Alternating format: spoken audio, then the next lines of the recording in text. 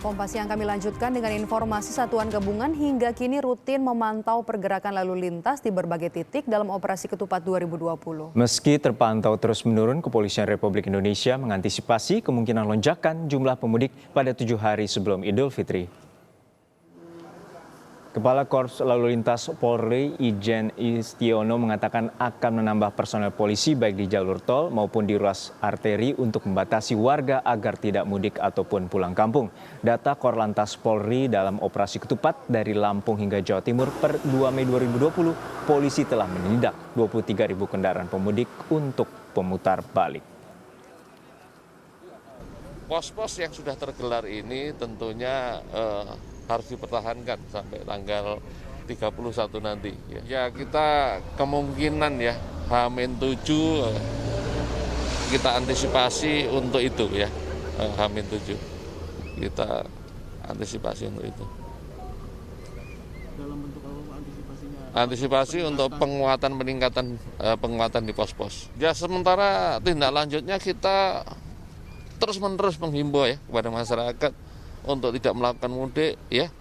Kemudian himbauannya yang penting itu tidak mudik, pakai masker, cuci tangan, jaga jarak. Itu yang menjadi penting sekarang ini untuk memutus penyebaran COVID-19. Ya. Selengkapnya tentang prediksi lonjakan pemudik di 7 hari jelang Lebaran, kita terhubung dengan Kepala Bagian Operasi Korlantas atau Kabaoks Polri, Komisaris Besar Benjamin. Selamat siang, Pak Kombes Benjamin.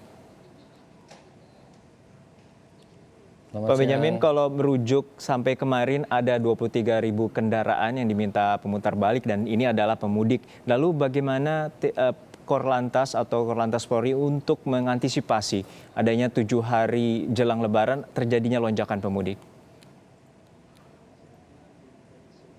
Ya, jadi itu kemarin data 9 hari itu 23.000 sekian itu ya. Kalau sekarang datanya sudah 10 hari. Hampir mendekati 26.000. Artinya ini memang setiap harinya Polri ataupun tim gabungan yang ada di penyekatan-penyekatan itu masih tetap melakukan pemutarbalikan kendaraan yang mencoba untuk mudik ya, mulai dari Lampung sampai dengan ke Jawa Timur ya.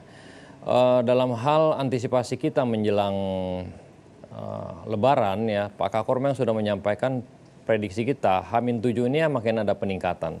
Kenapa? Walaupun sudah ada larangan, tetapi kita lihat bahwa sampai dengan saat ini tetap saja masih banyak juga orang yang mencoba ya dari jauh-jauh hari ini. Nah, apalagi nanti menjelang Lebaran, tentunya makin semangat orang yang akan mencoba untuk berangkat mudik. Oleh sebab itu kita mengantisipasi mungkin dengan penambahan penyekatan juga dan juga personil ya. Personil yang ada sekarang ini sebenarnya juga sudah cukup, tapi untuk kita lagi lebih menguatkan lagi ya kita akan menambah pada titik-titik tertentu di pos-pos penyekatan ini khususnya yang menjadi jalur-jalur mudik bagi masyarakat. Dalam 9 atau 10 hari penerapan dari operasi Ketupat ini terkait dengan pemudik yang sudah memutar balik ada 26.000 dari data Korlantas Polri. Lalu terkait dengan 7 Mei mendatang akan diterapkan sanksi. Lalu bagaimana terkait dengan jelang nanti 7 Mei akan diterapkan sanksi? Kita tahu bahwa ada pemudik yang berupaya untuk mengelabui petugas, baik dia berada di dalam mobil bak atau di dalam mobil truk barang. Itu seperti apa langkah-langkah yang dilakukan Korlantas Polri untuk mengantisipasi ini? Ya, 7 Mei katanya akan ada sanksi, tetapi buat kami ya pemutarbalikan kendaraan ini juga sudah merupakan sanksi dan ini juga sudah cukup berat tuh sanksinya buat masyarakat ya. Udah, jadi untuk 7 Mei kita tidak akan menerapkan sanksi apapun, hanya memutarbalikan kendaraan yang akan mencoba mudik saja. Ini pun sudah cukup efektif. Kalau masyarakat masih ada yang berupaya untuk mudik ya namanya juga usaha. Kita pun akan melakukan penyekatan ya. Ada beberapa penyekatan memang menuju ke arah timur. Misalnya orang akan terkena penyekatan di Cikarang Barat ya. Dia akan lolos di situ. Belum tentu dia nanti di Cirebon lolos, belum tentu dia di Pejagan lolos gitu kan. Dia harus putar balik lagi. Begitu juga yang di Pantura. Beberapa contoh kemarin sudah saya sampaikan ada 3 narasumber sepeda motor, itu juga kesulitan dia untuk melintasi penyekatan-penyekatan yang dilakukan oleh polisi. Walaupun dia lewat jalur tikus awalnya ya, otomatis dia akan melewati jalur jalan besar juga dan di sana ada penyekatan, terpaksa harus kembali juga. Begitu juga yang menuju ke Bakauheni dari Merak gitu ya.